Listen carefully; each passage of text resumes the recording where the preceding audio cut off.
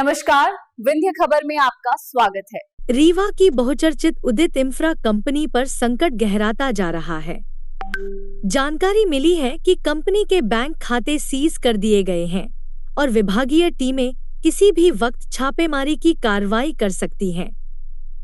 सूत्रों का कहना है कि इस कंपनी का सीधा संबंध सिमरिया विधायक अभय मिश्रा के पारिवारिक सदस्यों से है। यही वजह है कि कार्रवाई को लेकर सियासी हलचल और तेज हो गई है। कंपनी प्रबंधन का कहना है कि उनके सारे काम वैधानिक तरीके से किए गए हैं और उन्हें जानबूझकर राजनीतिक षड्यंत्र के तहत निशाना बनाया जा रहा है। लेकिन यह दलील नई नहीं है। जब जब अभय मिश्रा और उनके कारोबार पर शिकंजा कसता है, तब यही राग अलापा जाता है। गौरतलब है कि इससे पहले भी अभय मिश्रा को कई विभागीय नोटिस दिए जा चुके हैं। लगातार विवादों और जांचों का सामना करने के बावजूद हर बार खुद को निर्दोष और बाकी सबको षड्यंत्रकारी बताना इनकी पुरानी आदत रही है। अब सवाल यही है कि अगर सब कुछ नियमों के तहत चल रहा था, तो आखिरकार कंपनी के खाते क्यों सीज हुए? क्यों बार बार नोटिस और जांच का सिलसिला इनके दरवाजे तक पहुंचता है? यह महज संयोग है या कहीं कोई गहरी गड़बड़ी छुपी हुई है? फिलहाल जांच जारी है और प्रशासन चुप्पी साधे हुए है। लेकिन इतना तय है कि बार बार उठने वाला धुआं साफ इशारा करता है कि कहीं न कहीं आग जरूर है। कितनी रकम थी? मेरे परिवार से मुझे ये जानकारी हुई है। मैं अब कंपनी में नहीं हूँ, पर मुझे ये जानकारी हो गई है कि जो उदित इंफ्रा का अकाउंट था, उस उदित इंफ्रा का जो भी अकाउंट थे उनको इन्होंने आज सीज किया। तो ठीक है, उससे कोई दिक्कत नहीं होती है और सरकारी काम है, गवर्नमेंट कॉन्ट्रैक्ट का है, तो पैसे तो कभी बिल पेमेंट होता है, 30 करोड़ भी होता है, 50 करोड़ भी होता है, 10 करोड़ भी होता है, तो जो भी रहा तो उसको किया, उससे कोई दिक्कत नहीं। साजिश के कुल मिलाकर के ये जो अपने विरोधी यहाँ जिले के होते हैं, ये ऊपर गवर्नमेंट में बात करते हैं, ऊपर गवर्नमेंट में बैठे अधिकारी और नेता लोग दिल्ली बात करते हैं, वहाँ लिस्ट देते हैं कि इनका मुंह बंद कराना है, इनको राइट करना है, इनको चुप कराना है, इनके यहाँ कार्रवाई करनी, इनको फाइनेंशियल तोड़ना है, इनको ऐसे करना है। ये एक कार्रवाई है, ये एक प्रोसेस है। तो मैं तैयार हूँ उसके लिए। मुझे तो इतनी समझ है ना कि जब आप सीज कर रहे हो तो कल आप आगे भी एक कदम बढ़ोगे ही, तो मैं तो उसका वेट ही कर रहा हूँ। और आपके माध्यम से आप दिखाओगे तो उनको भी तो पता ही होगा कि हाँ, मुझे इस बात का अंदाजा है, भान है। धन्यवाद। अभी कोई इलेक्शन नहीं है, नहीं, अभी कोई इलेक्शन नहीं है। मैं ये भी नहीं कर रहा हूँ कि हमारे यहाँ कुछ है। मुझे ऐसा अंदाजा इसलिए लग रहा है क्योंकि इधर उधर से हमको कई बार धमकवाया गया है, कुछ अधिकारियों के माध्यम से, कुछ यहाँ के माध्यम से, कि सब कुछ मिट जाएगा, इनकम टैक्स का छापा डलवा देंगे, ये करा देंगे, वो करा देंगे।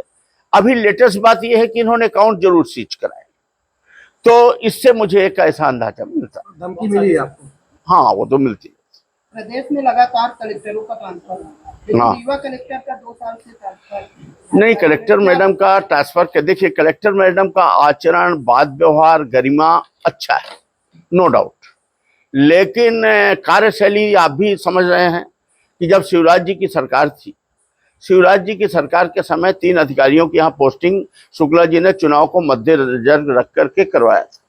इसमें एक सोनवाने थे जो उस समय जिला पंचायत सीओ थे, और एक एसपी महोदय थे, एक कलेक्टर महोदय थे।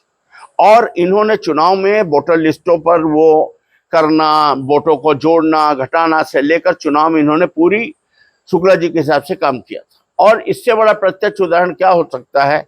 आप कोई बोल दें अगर गलत हो तो 7 बजे काउंटिंग खत्म हो जाती, 6 बजे रात को 11 बजे प्रमाण पत्र मिलता है।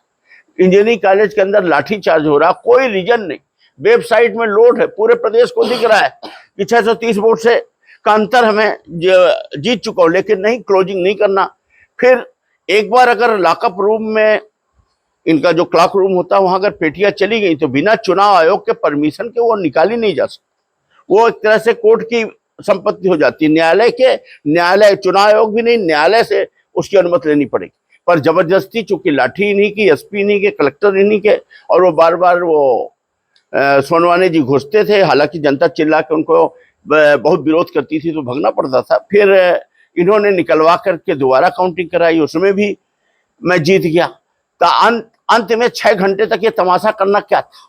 इससे तो क्लियर है ना कि ये शुक्ला जी के लिए काम कर रही थी या ये अधिकारी कर रहे थे और ये मुख्यमंत्री शिवराज जी के इशारे पर काम कर रहे थे, पूरी तरीके से था। अब उस समय जो अधिकारी शिवराज जी के समय से जमीनों का बंदरवाट किए हों, अल्टा पलटी किए हों, और तो जब वो अब राजेंद्र शुक्ला जी से, उप मुख्यमंत्री जी से इतना खुल चुके हैं कि वो कैसे अब कह देंगे, मना कर देंगे कि नहीं। कोई अधिकारी 10 गलत काम कर देगा तो 15वां तो करेगा।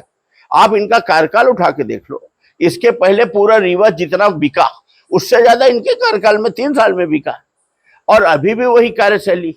तो मेरा ये कहना है कि अब चूंकि मुख्यमंत्री बदल गए हैं, सरकार नई आ गई है, नए हिसाब का स्ट्रक्चर हो गया है, इसके बावजूद भी इन अधिकारियों को न बदला जाना तो एक संदेह की बात तो खड़ा ही करता है। और उनकी कार्यशैली भी खड़ा करती है कि जो बोलने वाले लोग हैं, मतलब एक फॉर्मेट होता है विधायक का, जैसे समितियां होती हैं उसमें विपक्ष का भी है विपक्ष का भी। विधायक को विधानसभा में कह दो ना कि सब विपक्ष के विधायक भाग जाओ, वहां तो नहीं भगा रहे हो आप, वहां तो हम बहस में हिस्सा लेते हैं। इसी तरह समितियां बनी, कमेटी, उसमें तो विधायक पद है, ये नहीं लिखा है कहीं भी कि भारतीय जनता पार्टी के लिए है, ये कांग्रेस के लिए। वहां दूसरे दल के या विपक्ष के विधायक को क्यों इग्नोर करते हो, क्यों नहीं बुलाते हो, क्यों नहीं सूचित करते हो, उसका इम्प्लीमेंट क्यों नहीं करते हो, उसके विधानसभा क्षेत्र में काम क्यों नहीं होने देते हो, उसी के यहाँ कनेक्शन क्यों कटवा रहे हो, उसी के यहाँ लाइट में, बिजली में कोई काम क्यों नहीं हो रहा, वहीं लाठीचार्ज क्यों हो रहा है किसानों के ऊपर, वहीं खाद की समस्या क्यों है। ये सब बातें हैं, ये सब बातें मैं करता हूँ।